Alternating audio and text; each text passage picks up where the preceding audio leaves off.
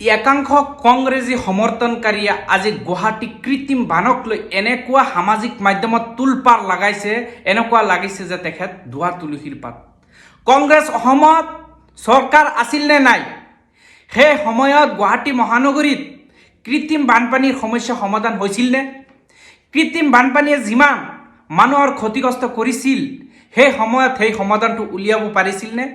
আজিৰ দিনত কংগ্ৰেছী সমৰ্থনকাৰীয়ে আজি নেতা পালি নেতা হৈ আজি তেখেতে প্ৰশ্ন উঠাইছে বিজেপিৰ বিৰুদ্ধে। মই কিন্তু বিজেপিৰ পক্ষ হৈ কোৱা নাই, কংগ্ৰেছৰ পক্ষ হৈ কোৱা নাই, মই ৰাইজৰ পক্ষ হৈ দুই এটা কথা কম, মনোযোগ দি শুনিব। এই যে কংগ্ৰেছী সমৰ্থনকাৰীয়ে যে কৈ আছে যে বিজেপিৰ কামৰ এলেহুৱাৰ বাবেই আজি গুৱাহাটী মহানগৰীত এই কৃত্ৰিম বানপানীৰ সৃষ্টি হৈছে। ঠিক আছে, মানিছোঁ আপোনাৰ কথা, আপোনালোকৰ কথা মানিছোঁ। যেতিয়া কংগ্ৰেছ চৰকাৰ আছিল তেতিয়া গুৱাহাটী মহানগৰী আছিল নে নাই? যদি আছিল, সেই সময়ত কৃত্ৰিম বানপানীৰ সমস্যা সমাধান হোৱা নাছিল কিয়? আপোনাক প্ৰশ্নটো কৰিছোঁ, আপুনি উত্তৰ দিয়ক। যিসকল চিঞৰ বাখৰ কৰি আছে গুৱাহাটী মহানগৰীৰ কৃত্ৰিম বানপানীক লৈ, সেইসকলে প্ৰশ্নৰ উত্তৰ দিয়ক। যেতিয়া আপোনালোকৰ কংগ্ৰেছ চৰকাৰ আছিল তেতিয়া এই সমস্যা সমাধান কিয় নহৈছিল? এতিয়া বৰ্তমানতকৈ আগত আৰু বেছিকৈ কৃত্ৰিম বানপানীয়ে দেখা পোৱা গৈছিল। কিন্তু বৰ্তমান সময়ত বিজেপি চৰকাৰ আহিছে, ৰাইজে বিশ্বাস কৰিছিল, ভোট প্ৰদান কৰি তেখেতক ক্ষমতাত আনিছিল। আনি পেলাই এতিয়া বৰ্তমান যি সমস্যা একেই, কোনো পৰিৱৰ্তন নাই। কিয় পৰিৱৰ্তন নাই? ৰাইজৰ এতিয়া প্ৰশ্ন যে সমস্যা সমাধানৰ কাৰণে ৰাজনৈতিক দলসমূহক ভোট প্ৰদান কৰি তেখেতক ক্ষমতাত আনি এতিয়া যদি গুৱাহাটী মহানগৰ অসমৰ এখন নাম্বাৰ 1 চিটি এনেকুৱা হৈ থাকে, ইয়াৰ দূৰ অৱস্থাটো চাই কেনেকুৱা লাগে আপোনালোকৰ? যাতায়াতৰ কিমান অভাৱ অচল হৈ আছে সেইটো আপোনালোকে নিজে ভাবক। কংগ্ৰেছ চৰকাৰ থকাৰ পিছতো সমাধান নহৈছিল, বিজেপি চৰকাৰৰ দিনতো সমাধান হোৱা নাই। অনাগত দিনত যদি চৰকাৰ কোনোবাই আহে এই সমস্যা সমাধান নহয়। কাৰণ এই সমস্যা সমাধান কৰিবলৈ হ'লে ডাঙৰ এটা বাজেটৰ দৰকাৰ, আৰু সেই বাজেটটো যেতিয়া কামত লগাব, সেই টকাখিনি, সেই ধনখিনি কামত নাযায়, পকেটত সোমাই পৰে।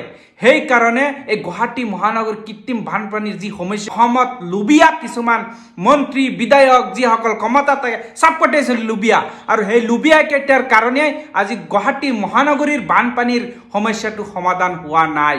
আজি মই চমুকৈ কৈছোঁ, এইখিনি কথা মই বহলকৈ ক'লে বহুত দীঘল হ'ব। ৰাইজ আপোনালোকে নিজেই চিন্তা কৰক যে যিখিনি বাজেটেৰ দৰকাৰ, অলপ সৰু সুৰা বাজেট নহয়। এই সমস্যা সমাধান কৰিবলৈ হ'লে বহুত ডাঙৰ এটা বাজেটৰ দৰকাৰ, আৰু সেই বাজেট যদি সঠিক জেগাত প্ৰয়োগ নহয়, সেই সমস্যা বা সেই কামখিনি কামৰ জেগাতেই থাকিব, কেতিয়াও আগলৈ নাযায়। তো এনেকুৱা এজন ইমানদাৰ আদমি অসমত আছেনে? নাই। সেইকাৰণে গুৱাহাটীৰ কৃত্ৰিম বানপানী কেতিয়াও সমাধান নহয়। আৰু সেই বাজেটটো যদি সঠিক জেগাত প্ৰয়োগ নহয়, ব্যৱহাৰ নহয়, আজি সেইখিনি কাম কেনেকৈ হ'ব? যদি এইখিনি কাম মনোযোগ দি যদি কোনোবাই কামত হাত দিয়ে, মই ভাবোঁ এই কামখিনি সমস্যা হ'ব, তীব্ৰ গতিত হ'ব।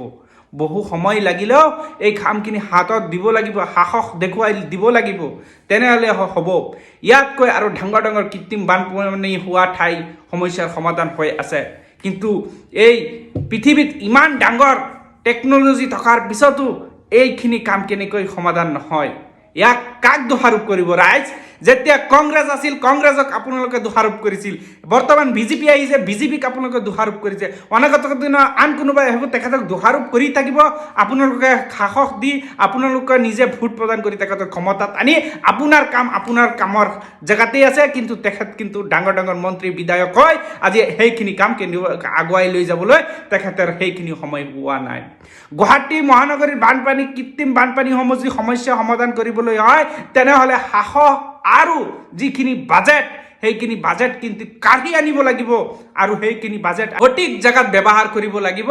তাৰ পিছতহে সমস্যা সমাধান হ'ব। গুৱাহাটী মহানগৰীৰ কৃত্ৰিম বানপানীৰ ক্ষেত্ৰত যদি 1 টকা কোনোবাই দুৰ্নীতি কৰে, সেই কৃত্ৰিম বানপানীৰ সমস্যা সমাধান কেতিয়াও নহয়। কাৰণ এনেকুৱা এটা কাম, এইটো বহুত জটিল, বহুত ডাঙৰ কাম, আৰু সেই কামখিনি কৰিবলৈ হ'লে সঠিক ব্যৱহাৰ কৰিব লাগিব সেই ধনখিনি। আছেনে তেনেকুৱা ইমানদাৰ মানুহ? আছেনে এনেকুৱা সত্যবাদী মানুহ? যদি আছে তেনেহ'লে এই কামখিনি সম্পূৰ্ণ হ'ব এদিন না এদিন, নহ'লে কেতিয়াও নহয়। গুৱাহাটীবাসীক এই বানপানীৰ কবলত ককবকাই থাকিবই লাগিব, কাৰণ দুৰ্নীতিৰ কাৰণে। আৰু দুৰ্নীতি নকৰিলে এই সমস্যা সমাধান হ'ব, স্পষ্ট এইটো। বৰ্তমান সময়ত আপোনালোকে বিবেচনা কৰক যে কংগ্ৰেছৰ দিনতো সমাধান হোৱা নাই, এই বিজেপিৰ দিনতো সমাধান হোৱা নাই। এই কামখিনি কেতিয়া সমাধান হ'ব, কেনেকৈ হ'ব? আপোনাৰ মূল্যৱান মন্তব্যটো কমেণ্টত জনাই যাওক।